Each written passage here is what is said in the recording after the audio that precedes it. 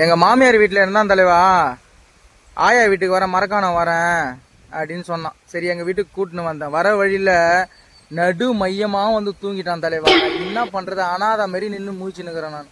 என் மச்சான் வேற வெளியே போயிருக்கான், மெட்ராஸ் போயிருக்கான். நான் இப்ப யாருக்கு போன் பண்றது? எப்பா கொஞ்சம் முழிச்சுக்கேன்ப்பா, போயிடலாம். எப்படி நடிக்கிறானா தூங்குறானான்னு தெரியல.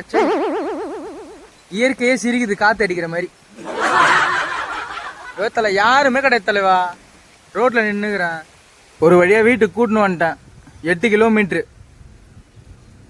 சோல்ஜர்லாம் வலிக்குது லெஃப்ட் சைட்ல.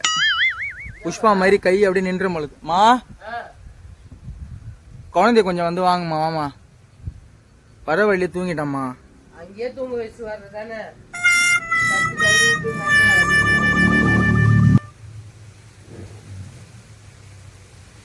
ஆமா, இன்னும் மூஞ்சி தர்பூசணி மாதிரி இருக்குது. நார்மலாவே அப்படித்தானா? கை நின்று பழகுதுமா அப்படியே. புஷ்பா புஷ்பா புஷ்பா புஷ்பா. அந்த மூஞ்சில என் கையை வைக்க.